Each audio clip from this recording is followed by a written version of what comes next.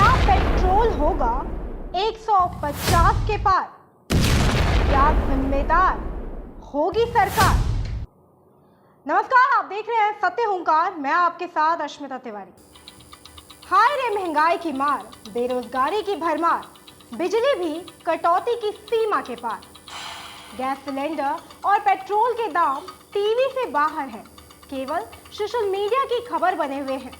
वहीं दूसरी तरफ बुलडोजर, हिंदू मुस्लिम, मंदिर मस्जिद, अल्लाह अकबर और हनुमान राम जैसी खबरें टीवी चैनलों पर सुर्खियों में हैं।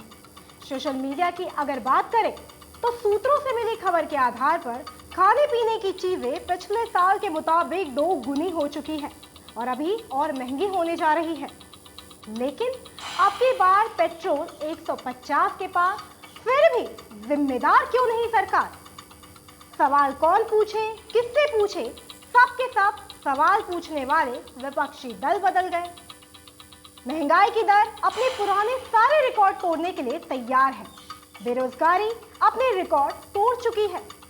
देश बहुत बड़े संकट की तरफ बढ़ रहा है, लेकिन तथाकथित देशभक्त बेखबर है या फिर अपने तर्क वितर्क और कुतर्कों से महंगाई बेरोजगारी का बढ़ना देश हित में क्यों है समझा रहे हैं।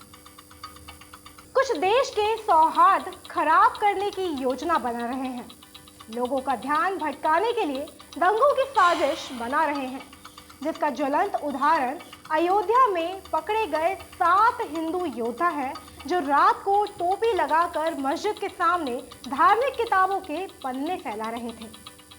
लेकिन महंगाई, बेरोजगारी, बिजली, पानी, शिक्षा, स्वास्थ्य, सीवर व सड़कों पर न सरकार बात करने को तैयार है और न ही तथाकथित देशभक्त। कौन है इसके लिए जिम्मेदार? क्या इसकी जिम्मेदारी से सरकार बच सकती है? वैसे तो इस सब के लिए अंतर्राष्ट्रीय हलचल किसी हद तक जिम्मेदार हो सकती है, लेकिन इसका असल जिम्मेदार कौन है वो हम आज आपको बताने वाले हैं, क्योंकि यह जानना आपके लिए बहुत जरूरी है कि आने वाले कुछ महीनों में होने वाले हालातों से आप निकल सकें। अगर हम जाने माने अर्थशास्त्री स्वामीनाथ नैयर, जो इकोनॉमिक टाइम्स के सलाहकार संपादक भी हैं, की बात पर अगर भरोसा करें तो उनका मानना है कि देश में हालात बद से बदतर होने की तरफ है। ये बात नैयर जी ने कही है, इसलिए भी महत्वपूर्ण हो जाती है कि नैयर कोई भी भविष्यवक्ता नहीं है या किसी पार्टी के प्रवक्ता भी नहीं है, बल्कि वो देश के बड़े संपादक हैं जो साइंटिफिक आधार पर बोलते हैं। आज हम आपसे इन्हीं कुछ कारणों पर बात करेंगे। अगर आपने हमारा चैनल सब्सक्राइब नहीं किया है तो पहले कर लीजिए, बेल आइकन भी दबा दीजिए ताकि हर एक नया वीडियो आपको समय से मिल सके। लौटते हैं खबर पर। प्रमुख कारण एक ये भी हो सकता है कि यूक्रेन रूस के बीच युद्ध चल रहा है, जिसके चलते कच्चे तेल के दाम लगातार बढ़ते जा रहे हैं। अगर आज $105 प्रति बैरल होने पर पेट्रोल तेल के दाम 110 रुपए से 120 रुपए तक है, अब अगले कुछ ही दिनों में कच्चे तेल के दाम $130 प्रति बैरल होने जा रहे हैं। तब पेट्रोल डीजल के दाम 150 के पार होंगे और इसे नकारा नहीं जा सकता। तेलों के दाम बढ़ना निश्चित है और इसके बाद देश में महंगाई की दर बहुत तेजी से ऊपर जाएगी, क्योंकि तेल से ट्रांसपोर्ट और ट्रांसपोर्ट का भार सीधे सामानों के दामों पर यानी महंगाई पर पड़ता है। सरकारें पहले ही टैक्स कम कर चुकी है और टैक्स का ढींगरा एक दूसरे के ऊपर फोड़ रही है। जैसा कि भी हाल ही में कोरोना पर बुलाई गई प्रधानमंत्री की मीटिंग में राज्यों द्वारा ऑयल पर लिए गए टैक्सों को लेकर प्रधानमंत्री जी ने आरोप लगाए। उन्होंने राज्यों के मुख्यमंत्रियों से कहा कि वो वैट टैक्स कम करें ताकि तेल के दाम कम किए जा सके। बहरहाल केंद्र सरकार के तेल मंत्रालय ने वित्त मंत्री सीतारमण को खत लिखा है कि केंद्र सरकार के द्वारा लगाए गए एक्साइज ड्यूटी को कम करें, लेकिन मना कर दिया गया, यानी खुद कम नहीं करेंगे, राज्य कम करें, क्योंकि भारत सरकार पहले ही राजस्व घाटे की शिकार है। जबकि यही एक्साइज ड्यूटी मोदी सरकार से पहले मनमोहन सरकार में 1/3 थी, जिसे कहा जाता था कि कांग्रेस ने सरकार का खजाना खाली कर दिया। अरे खाली तो तब होता जब भरा होता, खजाना तो अब भरा जा रहा है, वो भी 3 गुना एक्साइज ड्यूटी वसूल कर। दोस्तों, क्या आप जानते हैं 2014 में तेल पर मनमोहन सिंह सरकार कितनी एक्साइज लेती थी और अब मोदी सरकार कितनी ले रही है? 2014 में एक्साइज ड्यूटी 9 रुपए 48 पैसे थी और अब 2022 में 27 रुपए 90 पैसे।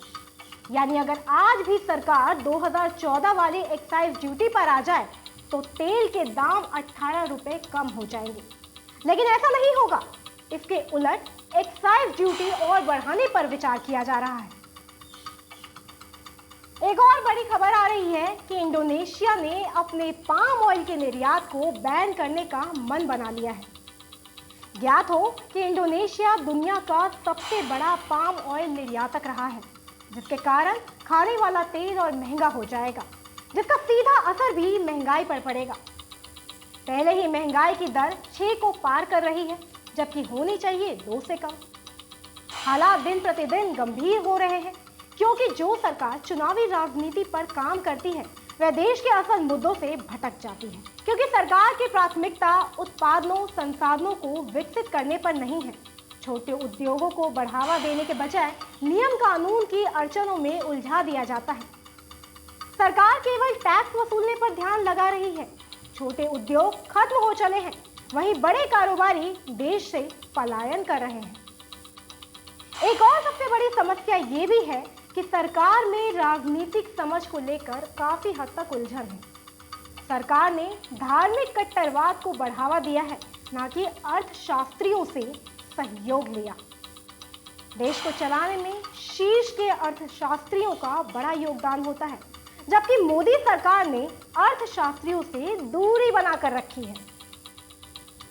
वर्ष 1991 से 1996 तक पीवी नरसिम्हा राव की सरकार थी और आर्थिक तंगी के सबसे बुरे दौर से गुजर रही थी। तब प्रधानमंत्री पीवी नरसिम्हा राव ने भारत के जाने माने अर्थशास्त्री मनमोहन सिंह को बुलाकर उनकी मदद ली थी। उसके बाद कांग्रेस ने सरकार बनाई तो देश की बदतर हालतों के मद्देनजर अर्थशास्त्री वित्त मंत्री रहे मनमोहन सिंह को प्रधानमंत्री बना दिया। तब देश के हालातों में सुधार देखने को मिला था। 2014 तक महंगाई की दर और अब 2022 में महंगाई की दर का अंतर इसका प्रमाण है। मोदी की विचारधारा विशेषज्ञों को दूर कर वफादारों को महत्व देती है। देश वफादारों से नहीं, विशेषज्ञों की राय से चलता है। तभी हमने कहा कि विशेषज्ञों की तकरार ना करे सरकार, वरना होकर रहेगा पेट्रोल 150 के पार। अंत में याद कीजिए 2014 के वो दिन जो बुरे थे। अच्छे दिनों की आस में अब की बार मोदी सरकार। हम चलते हैं कुछ और खबरों की पड़ताल करने के लिए। तब तक के लिए दीजिए हमें इजाजत। नमस्कार।